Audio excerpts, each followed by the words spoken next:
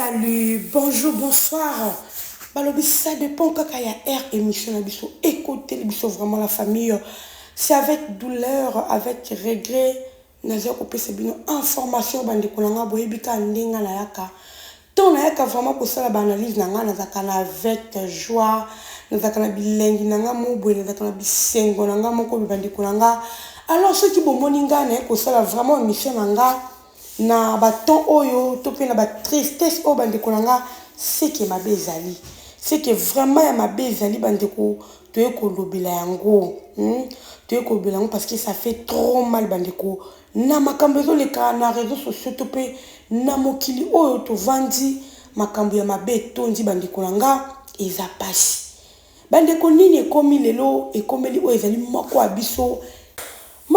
ya artiste bande ko kaka ndenge bozomona na bilili to pe na miniature na nga bomoni ba photo o na tie bomoni na tie photo ya papa na biso Serge Luyeye et puis bomoni elongi ya mama Sila Bisalo.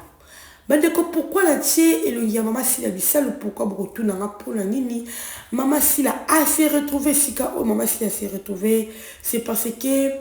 artiste na biso comédien o na kombe ya Serge Luyeye a joué plus na SB. Le coup la SB eza chaîne o eyebani vraiment batu bakoza na facilité ya ko détecter topé ya ko yeba facilement. Yango moni na check mama Sila Bisalo pour que les gens sachent que azalaka vraiment mingi na chaîne na mama Sila Bisalo. Tout le monde a kepena Sila Bisalo vraiment bande kolanga et sali pas spécial soni na makambo ezo leka contre ndeko na biso babi ba révélation makamba minene lisusu eye oyo toyoka kipona papa na biso Serge Luyeye ya minene lisusu eye bandeko langa ba secret ezo bimaka kase ko bimba ndeko toyebite eza nini. La famille toko découvrir ensemble ngala bino kaka na kata chaîne na biso bino moko boko yoka o ezali ba message to pe ba audio ndenge ezo bima contre vraiment frère na biso topé artiste la biso comédien et ça la passe. En tout cas avant de continuer na koloba nanu na famille Libota, vraiment famille Libota to ke lekota la ba film na biso balobi tartoufé vraiment film na biso et ça film mo ki toko bandeko toko tawana to ke kotala le déjà total qui 5e partie na biso bandeko et c'est le cas qui soki yo na notala ki en moté kende vraiment na lombangu na kata chaîne na Belle Vie TV okota pour que ok de côté la film na biso tartufa ou tartufé parce que film là eza vraiment la leçon et beleza na kati balobi soko koti na film là oko se retrouver et puis na makambo c'est comme la couture non soko koti na film là yo mo vraiment ko ba que non oko se retrouver voilà. En tout cas tokota famille bota tokota yo posa famille bota te kota oko découvrir makambo bien na film là oko zala muto oko tika na kata famille Libota parce que biso vraiment et pas la toute déception et zala kate voilà la famille voilà ils allaient kaka juste information parce que ba chaîne oh vraiment et za biso ya famille Libota tozan raté ko ça la promotion il y a film na biso oh ils les kana moment oh na kata Belle Vie TV il faut vraiment tout le belango avant toute chose voilà bandeko. En tout cas na komeka ko tshela bino audio boyoka likambo nini oyo komeli ndeko na biso Serge Luyeye et puis pourquoi asali bongo pona nini makambo ya soni boye to pe makambo somo na ko tshela bino moko bolanda soki bolandi bo sisi koyoka makambo eza a onga na tshela bino après to koya ko sala analyse ngala bino après kaka ndenge to mesana babi makambo babi tambola na mokili mona makambo bande ko ngai makambo ezoleka na mokili oyo il faut to banga nzambe bozo mona ka mobali kitoko zo tambola bozo mona mwasi kitoko boyebi te makambo nini ezoleka so pe ba science so ki pe ba nini bande ko ngai to yebite. En tout cas rapidement bande ko na kochela bino moko bolanda so ki bosisi et puis ngala bino to ko ya pour que tu as ça la analyse bozela leta nazo luka audio na tia soki na sisi bandeko tozo tia yango et puis ngala bino tokoyoka makambo eleki awa tokozanga maloba. Voilà la famille. Nazotiela biso tolanda.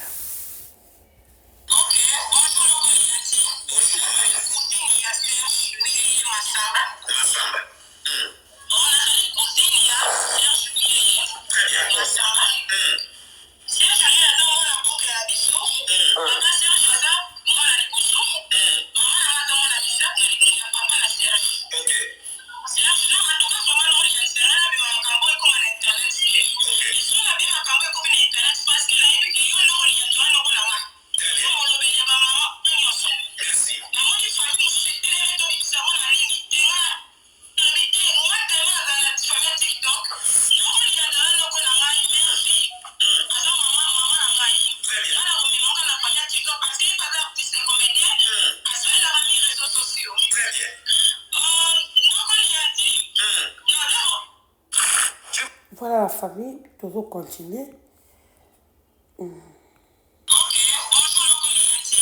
J'espère que bon, j'ai là pour ça. La famille Bozela, toujours continuer dans la bino. Bah, audio ezali. Déjà tenu belé, hein. Toujours continuer dans la bino Bozela kaka pio.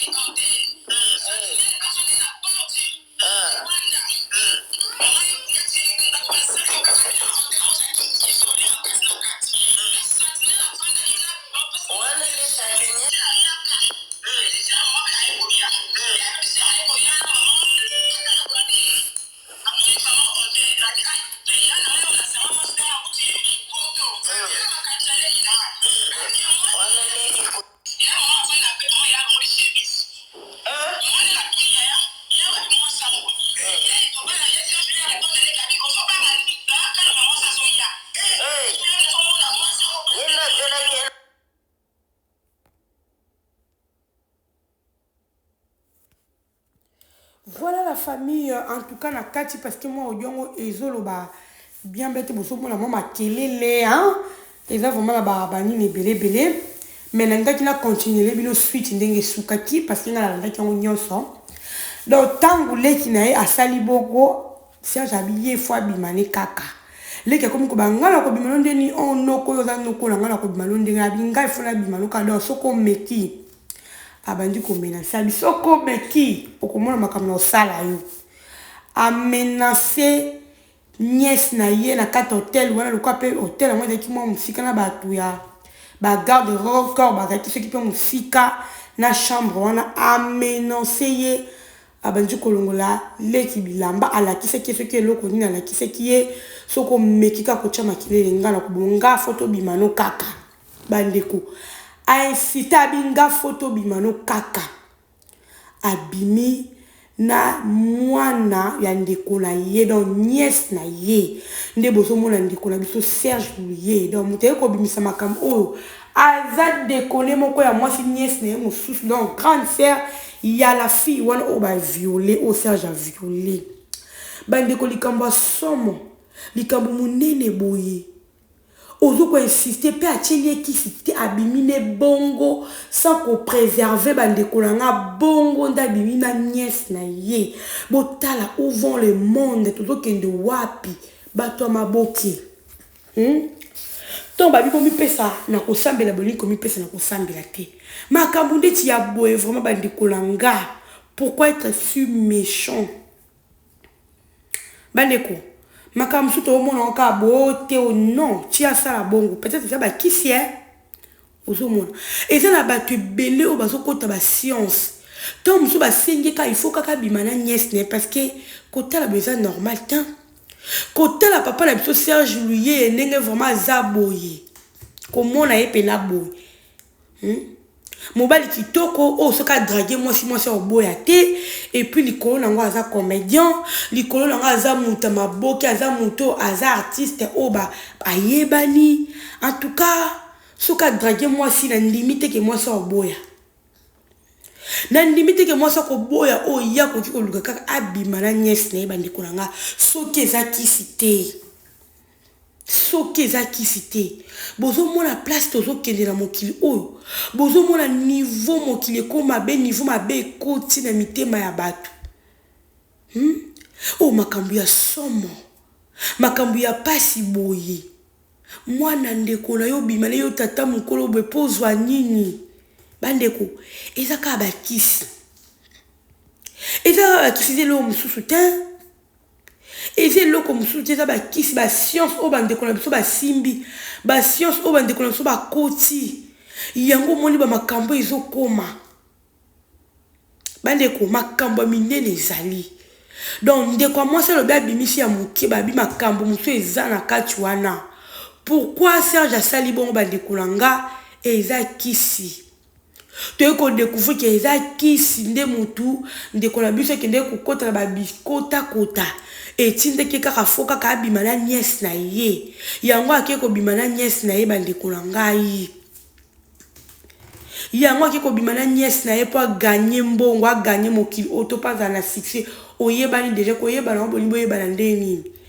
bandeko obebisa kaka vie ya nièce na kaka boye ça fait très mal voilà mité matin voilà mité matin tango sali bongo penza kisi en tout cas eza patient au moni ba science bisiki ezo mema bino batu bakomi ko sambela batu même pesa na via lo sambo mais bino bozaka na ba pratique inutile monde a comédien o batu ebele ba simbela ba kisi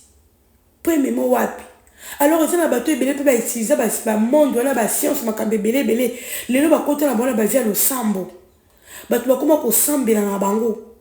monde lelo ndenge so kende bandeko langa bino bato bozaka na mabe bozana ba monde ba kisi bona ba monde ndenge na ndenge beaucoup suka mabe parce que monde lelo bato ebele ba yebi nzambe bato ebele banda ko sambela te ba koma ko sambela bato ebele ba comprendre vie ba comprendre makambo bato baza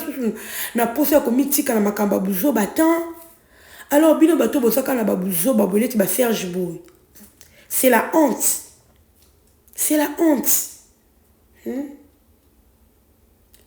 eza pasi pe mawa eza pasi pe sa réputation na yo sa dignité na yo lelo siko nyesi na so akomi na zemi osandeni